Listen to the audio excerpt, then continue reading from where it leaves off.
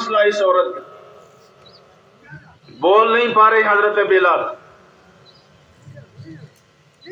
اللہ کے رسول صلی اللہ علیہ وسلم پوچھا بلال بتاؤ مسئلہ کیا ہے؟ کہا اللہ کے نبی صلی اللہ علیہ وسلم یہ عورت کہہ رہی ہے کہ اللہ کے رسول صلی اللہ علیہ وسلم سے میں نے سنا ہے کہ آپ غزوہ تبوک میں نکلنے کے لیے آپ نے اپیل کی ہے.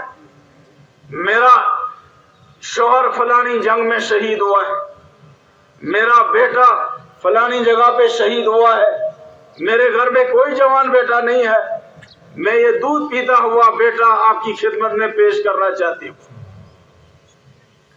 رسول اللہ صلی اللہ علیہ وسلم نے آسمان کی طرف نگاہ اٹھائی, کہا پروردگار گواہ رہی ہے جس قوم میں ایسی بیٹیاں ہوں جو اپنے دودھ پیتے ہوئے بچے کو شہادت کے لیے پیش کر رہی ہوں, ایسی قوم کبھی شکست نہیں کھا سکتی. اللہ کے رسول صلی اللہ علیہ وسلم نے فرمایا خاتون ہم جس جگہ کے لیے جا رہے ہیں, جس مقصد کے لیے ہم نکل رہے ہیں, ایک بہت بڑی فوج سے ہمارا مقابلہ ہے, جنگجو قوم سے ہمارا مقابلہ ہے, وہاں جوانوں کا کام ہے. اس دودھ پیتے ہوئے بچے کو میں کہاں لے جاؤں, کیا کروں؟ اس عورت کا جواب تھا اللہ کے نبی صلی اللہ علیہ وسلم میں سمجھتی ہوں کہ میرا کوئی جوان بیٹا نہیں ہے, میں کوئی پیش نہیں کر سکتی ہوں وہاں پہ. مجھے معلوم ہے کہ میرا جوان معصوم بچہ کچھ نہیں کر پائے گا, لیکن اللہ کے نبی صلی اللہ علیہ وسلم جب دشمنوں سے آپ کا مقابلہ ہو رہا ہو اور دشمن آپ پر تیر برسا رہے ہوں, میں سمجھتی ہوں کہ میرا بیٹا ہتھیار اٹھا کر مقابلہ نہیں کر پائے گا, لیکن جب آپ پر تیروں کی بارش ہو رہی ہو, میرا اس بچے کو آپ ڈھال بنا کر اپنے آپ کی حفاظت کرنا. یہ وہ مسلمان تھے جنہوں نے اسلام کو ہر چیز سے زیادہ عزیز سمجھ رکھا تھا, اپنی زمین سے زیادہ, اپنے کاروبار سے زیادہ, اپنی دکان سے زیادہ, اپنی ملازمت سے زیادہ, اپنی اولاد سے زیادہ, یہاں تک کہ اپنے جسم سے بھی زیادہ عزیز ان کو اسلام تھا. ایک صحابی حضرت عمرو بن جموح رضی اللہ تعالی عنہ لنگڑے صحابی ہیں, اور جب ان کو معلوم ہوا کہ اللہ کے رسول صلی اللہ علیہ وسلم غزوہ احد کی طرف نکل رہے ہیں تو وہ حاضر خدمت ہوئے, عرض کیا اللہ کے نبی صلی اللہ علیہ وسلم میں بھی آپ کے ساتھ نکلنا چاہتا ہوں. اللہ کے رسول صلی اللہ علیہ وسلم نے فرمایا عمر تم معذور ہو, اللہ نے تم سے یہ ذمہ داری ثابت کر دی ہے, تم گھر میں بیٹھو. یہ باتیں ہو رہی ہیں اور تھوڑی دیر کے بعد ان کا جوان بیٹا آیا کہ اللہ کے نبی صلی اللہ علیہ وسلم میں بھی اللہ کے راستے میں نکلنا چاہتا ہوں. اللہ کے رسول صلی اللہ علیہ وسلم نے ان کو اجازت دی. عمرو بن جموح رو پڑے, اللہ کے نبی صلی اللہ علیہ وسلم کہ میری غیرت کیسے گوارا کر سکتی ہے کہ میرا جوان بیٹا نکلے اور میں گھر میں بیٹھا رہوں, میں بھی اللہ کے راستے میں نکلوں. بہت اصرار کیا اور آخر میں انہوں نے فرمایا اللہ کے نبی صلی اللہ علیہ وسلم میں چاہتا ہوں کہ اللہ کے راستے میں نکلوں, اور جب روز قیامت میں اللہ مجھ سے پوچھے عمر کیا لے کر آئے ہو, تو میں اللہ سے عرض کروں پروردگار میں یہ لنگڑی ٹانگ اور کٹا ہوا ہاتھ لے کر آپ کی خدمت میں حاضر ہوا. اللہ کے رسول صلی اللہ علیہ وسلم نے ان کے جذبات دے کر اجازت دے دی نکلنے کی. تھوڑی دیر کے بعد شہید ہوئے اور عجیب معاملہ پیش آیا.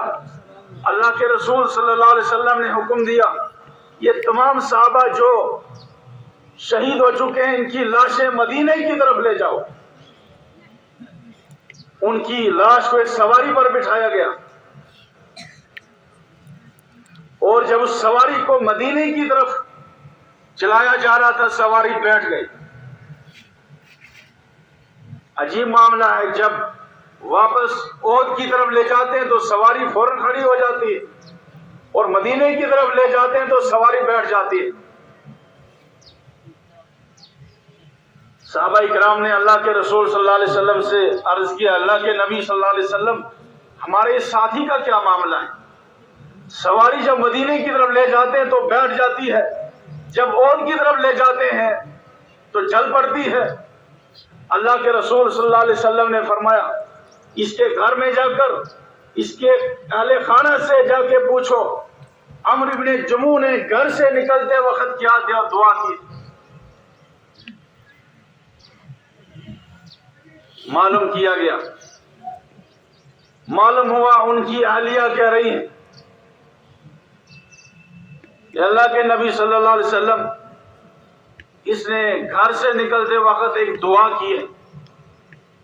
کی ہے، اللہم لا تردنی الی اہل بیتی حیا و میتا، اے اللہ میں گھر سے نکل رہا ہوں، نہ میں زندہ واپس گھر واپس آنا چاہوں اور نہ میری لاش گھر میں آنی چاہیے، میری لاش بھی اللہ کے راستے میں دفن ہونی چاہیے۔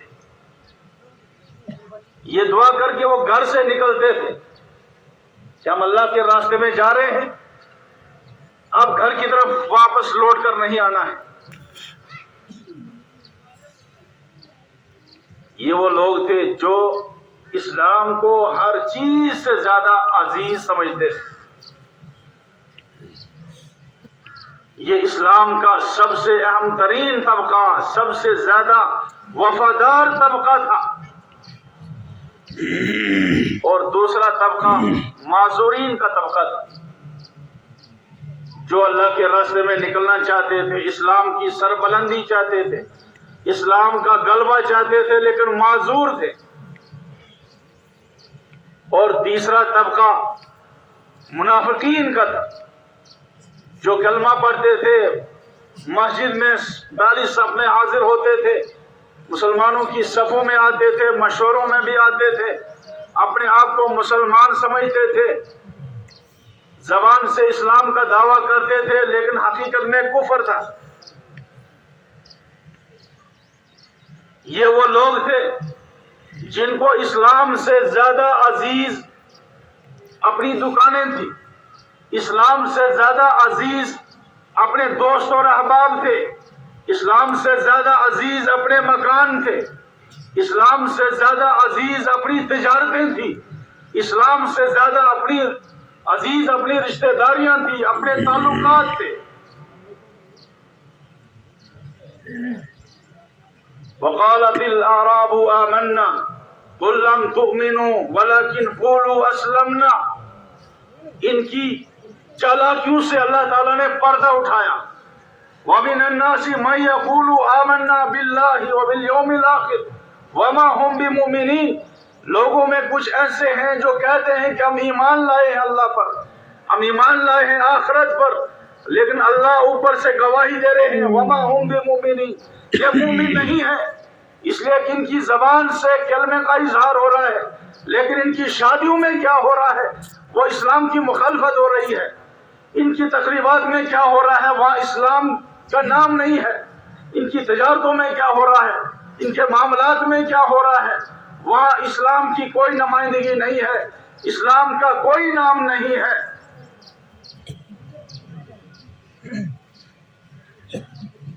وقالت الاعراب آمنا، دیہاتی لوگ آئے اللہ کے رسول صلی اللہ علیہ وسلم کے پاس،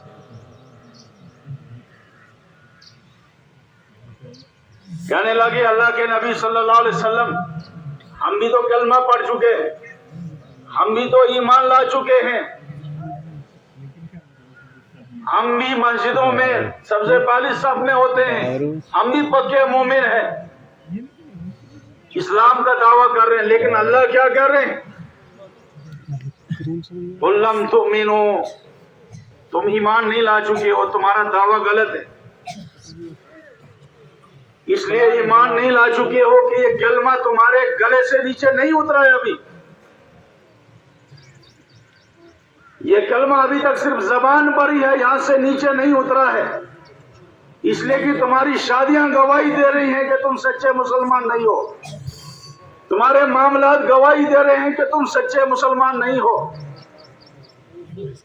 تمہارے اخلاق گواہی دے رہے ہیں، تمہارے معاملات گواہی دے رہے ہیں کہ تم سچے مسلمان نہیں ہو، کلمہ تمہارے اندر نہیں اترا ہے۔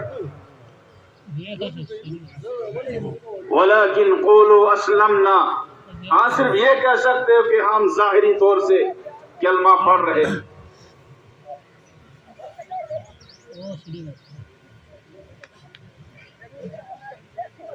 میرے بھائیوں، میں نے ایک آیت پڑھی ہے،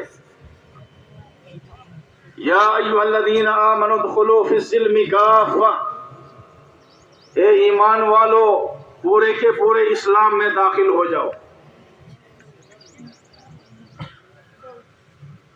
دین سے ہماری دوری کی بنیادی وجہ یہ ہے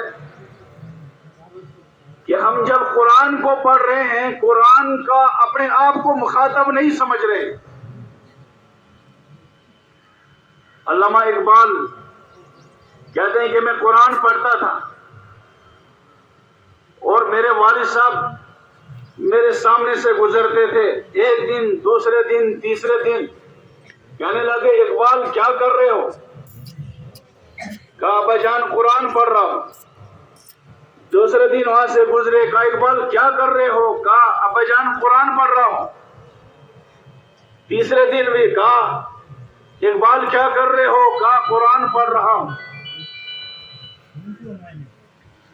ان کے والد صاحب نے کہا اقبال قرآن جب پڑھو تو اپنے آپ کو قرآن کا مخاطب سمجھو کہ قرآن مجھ سے کچھ کہہ رہا ہے، قرآن مجھ سے کوئی مطالبہ کر رہا ہے۔ بتائیے ہم میں سے جو لوگ قرآن پڑھنا جانتے ہیں، کتنے لوگ ہیں جو قرآن اس نظریے سے پڑھتے ہیں کہ قرآن مجھے مخاطب کر رہا ہے، قرآن مجھ سے کچھ کہہ رہا ہے۔ صدیاں گزر گئی، ہم نے اس نظریے سے قرآن کو پڑھنا چھوڑ دیا۔ آئیے آج فیصلہ کرتے ہیں اس مجلس میں، جو قرآن پڑھنا جانتے ہیں، جو قرآن سمجھتے ہیں، جو قرآن کا ترجمہ پڑھتے ہیں، آئیے آج اس مجلس میں ہم فیصلہ کریں کہ جب ہم قرآن کو پڑھیں گے تو یہ سمجھیں گے کہ قرآن مجھ سے کچھ کہہ رہا ہے۔ اس لیے علامہ اقبال نے کہا تیرے ضمیر پر جب تک نہ ہو نزول کتاب، تیرے ضمیر پر جب تک نہ ہو نزول کتاب، گرہ کشا ہے نہ راضی نہ صاحب کشاف۔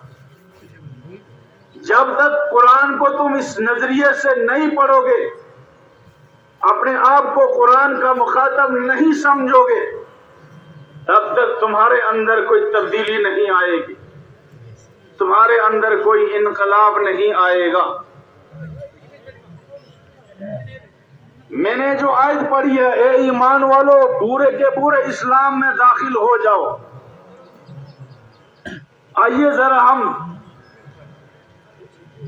اپنے آپ کو اس آیت کا مخاطب سمجھتے ہوئے بات سنیں۔ آپ ادھر دیکھیے، ادھر اللہ کی بات ہو رہی ہے، اللہ کے کلام کی بات ہو رہی ہے۔ آپ میری طرف دیکھیے،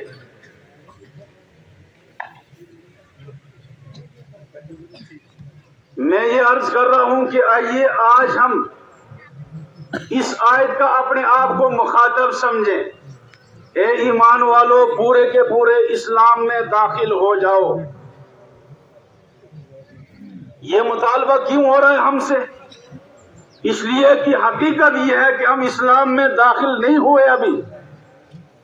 ہمارا ایک ہی پیر اسلام میں ہے، ایک ہی ٹانگ ہماری اسلام کے اندر داخل ہے، ایک پیر ہمارا ابھی باہر ہے۔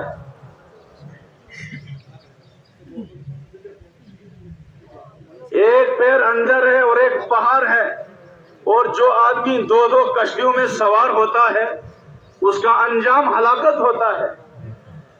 جو آدمی دو کشتیوں میں پیر رکھتا ہے وہ منزل پر نہیں پہنچتا، وہ غرق ہو جاتا ہے۔ ہمارا ایک پیر باہر ہے ابھی، ایک پیر اندر ہے، اس لیے قرآن ہم سے مطالبہ کر رہا ہے، اللہ ہم سے مطالبہ کر رہا ہے، اے ایمان والو پورے کے پورے اسلام میں داخل ہو جاؤ۔ اسلام میں پورے کے پورے کب داخل ہوں گے؟ جب ہماری آنکھ وہ دیکھے جو اسلام مطالبہ کرتا ہے، ہمارا دماغ وہ سوچے جس کا اسلام ہم سے مطالبہ کرتا ہے، ہماری زبان وہ بولے جس کا اسلام ہم سے مطالبہ کر رہا ہے، ہمارے اخلاق وہ ہوں جن کا اسلام ہم سے مطالبہ کرتا ہے، پڑوسی کے ساتھ ہمارے معاملات وہ ہوں جو اسلام ہم سے مطالبہ کرتا ہے۔ سر کے بالوں سے لے کر پیر کے تلے تک، جب تک نہ ایک ایک انگ، جب تک نہ ایک ایک عضو، جب تک نہ ایک ایک حصہ اسلام کی نمائندگی کرے گا، تب تک ہم اسلام میں داخل نہیں ہو سکیں گے۔ اے ایمان والو، پورے کے پورے اسلام میں داخل ہو جاؤ۔